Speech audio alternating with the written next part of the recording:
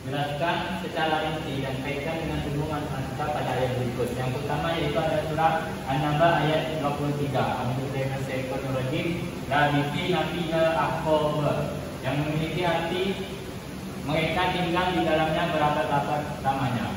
Pada tafsiran dalam matematika, yaitu sebagian salaf menafsirkan kalimat hukum dengan 70 tahun.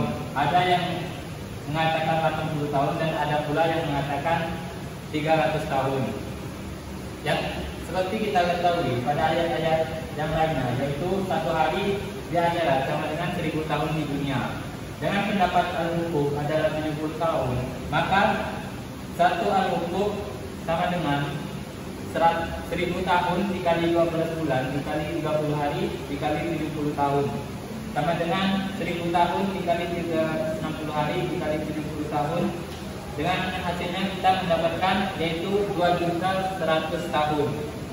Adapun pendapat yang mengatakan satu al-hukuk adalah 300 tentu lebih banyak lagi.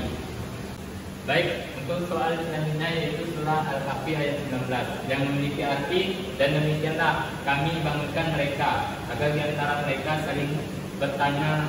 Salah seorang di antara mereka berkata, sudah berapa lama kamu berada di sini? Mereka menjawab, kita berada di sini sehari atau setengah hari. Berkata yang lain, Tuhanmu lebih mengetahui berapa lama kamu berada di sini. Maka suruhlah salah seorang di antara kamu pergi ke kota dengan membawa uang perakmu ini, dan hendaklah dia lihat manakah makanan yang lebih baik, dan bawalah sebagian makanan itu untukmu, dan hendaklah dia berperilaku lemah lembut dan jangan sesekali menceritakan hal-mu kepada siapapun. Pada ayat ini dijelaskan bahwa terdapat sekelompok pemuda yang terkurung di dalam sebuah gua, yang dimana di dalam gua tersebut mereka berlindung dari kezaliman seorang raja. Langsung saja kita masuk ke dalam pandangan matematikanya, yaitu dimana mereka merasa di dalam gua ini selama 1 hari, sedangkan yang mereka alami sebenarnya yaitu ada 309 tahun waktu sebenarnya. Maka dalam ilmu matematika, jika 1 hari yang mereka alami sama dengan 309 tahun, maka jika mereka mengalami 2 hari di dalam gua atau merasa 2 hari di dalam gua, maka mereka akan melewati masa selama 618 tahun lamanya.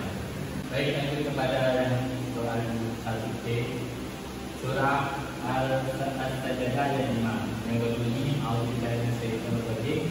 Yudabbirul amra minas sama ila al-ardi ma ya'budu ilaihi fi yawmin kana miqdaruhu alfasana lima tahun. Yang artinya dia mengatur segala urusan dari langit ke bumi. Kemudian urusan itu naik kepadanya dalam 1 hari. Yang keadaan pertamanya adalah 1000 tahun menurut keturunanmu. Pada ayat ini dapat kita definisikan secara matematis, yaitu 1 hari di akhirat sama dengan 1000 tahun di dunia, atau 1 hari kita berdoa maka akan sampai pada 1000 tahun di dunia lamanya untuk mencapai ke atas. Langsung saja kita buat tabel, yaitu 1 hari akhirat sama dengan 1000 tahun di dunia. Maka jika 3 hari di akhirat sama dengan 3000 tahun di dunia. Kemudian selanjutnya yaitu jika kita konversi dalam hari di dunia, maka ketika 1 hari di akhirat sama dengan 365.000 hari di dunia, dan jika 5 hari di akhirat maka sama dengan 1.825.000 hari di dunia. Jadi dapat kita simpulkan bahwasanya perbandingannya yaitu 1 hari di akhirat sama dengan 1 hari di akhirat adalah 365.000 hari di dunia. Baik, lanjut kepada yang B, yaitu surat Al-Isra ayat 1 yang berbunyi A'udzubillahi minasyaitonir rajim. Subhanalladzi asra bihi lailan minal masjidil haram ilal masjidil aqsal ladzi barakna haulahu linuriyahu min ayatina innahu wasamiul basir. Yang artinya Maha Suci Allah yang telah memperjalankan hambanya yaitu Nabi Muhammad pada malam hari dari Masjidil Haram ke Masjidil Aqsa, yang telah kami berkahi sekelilingnya agar kami perlihatkan kepadanya sebagian tanda-tanda kebesaran kami. Sesungguhnya Dia Maha mendengar, Maha melihat. Adapun kaitannya dengan matematika pada surah ini, yaitu surah ini menjelaskan terkait jarak, waktu, dan kecepatan. Pada ayat ini terjadi sebuah peristiwa yaitu Isra Mi'raj, di mana peristiwa tersebut dialami oleh Nabi Muhammad SAW yang mendapatkan perintah yaitu berupa sholat. Baik, lanjut kepada sholat kedua yang menjelaskan konsep takbir pada sholat wajib dan sholat tasawuf dan perspektif matematika. Di tabel ini sudah disajikan sholat wajib. Pada sholat tersebut terdapat rakaat pertama adalah 5 takbir dan yang kedua adalah 6 takbir. Maka jumlah takbir pada sholat subuh yaitu 11 takbir. Kemudian sholat zuhur yaitu ada 4 rakaat. Maka takbir pada sholat zuhur yaitu ada 22 takbir. Kemudian sholat asar yang sama juga memiliki 4 rakaat dan jumlah takbirnya yaitu 22. Yang keempat yaitu adalah sholat maghrib, di mana pada sholat maghrib ini terdapat 17 takbir, dan yang terakhir ada sholat isya. Sholat isya memiliki 22 takbir. Maka jumlah takbir pada sholat wajib lima waktu adalah 64 takbir. Lanjut kepada takbir sholat rawatib. Pada sholat rawatib ini terdapat 7 sholat, yaitu sebelum subuh, sebelum zuhur, sesudah zuhur, sebelum asar, sesudah maghrib, sebelum isya, dan sesudah isya. Jumlah takbir pada semua sholat rawatib ini sama yaitu 11, dan jumlah keseluruhan takbir pada sholat rawatib satu hari yaitu 77. Pada angka 94 ditambah dengan 77,